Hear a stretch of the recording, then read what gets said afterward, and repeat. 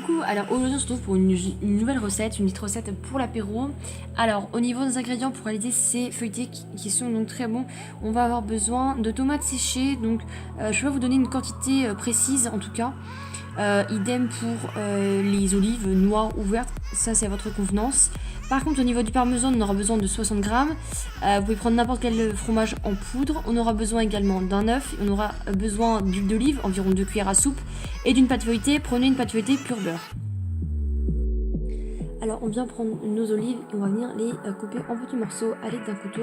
On essaie vraiment de faire des morceaux qui sont pas trop gros pour que en fait au niveau gustatif on ne tombe pas sur un gros morceau d'olive. Ensuite on va faire la même chose avec les tomates et les tomates séchées, donc on va mettre le tout dans un saladier. Vous devez en fonction de vos préférences, si vous préférez les tomates vous mettez plus de tomates, si vous préférez les olives plus ou quelque chose d'équivalent.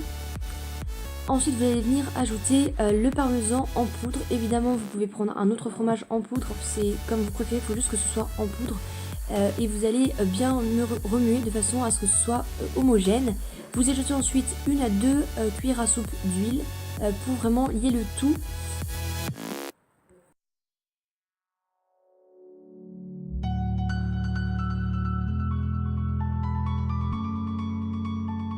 Alors ensuite vous prenez une assiette et vous venez dérouler votre rouleau de pâte, ou évidemment la faire vous-même, mais je vous conseille vraiment de l'acheter, ce sera plus simple, une pâte pure beurre, surtout c'est une pâte feuilletée, c'est assez difficile à faire. Vous venez la couper de façon, en fait vous coupez les bords de façon à obtenir un carré. Vous gardez par contre les bords, hein, vous servirez après, mais si vous voulez vraiment faire quelque chose en tout cas de plus joli, il faut que vous ayez quelque chose de rectangulaire. Vous déposez votre préparation et vous venez l'étaler avec le dos d'une cuillère. Vous essayez d'en mettre un peu partout, qu'il n'y en ait pas trop plus d'un côté, et vous venez rouler votre pâte. Ensuite, une fois qu'elle est roulée, vous prenez un peu de jaune d'œuf que vous allez mettre sur le dessus pour essayer de lier tout ça. En fait, ça va servir un peu de colle d'une certaine manière. Une fois ça, vous venez couper avec votre couteau et vous venez les déposer ensuite dans une plaque pour aller au four.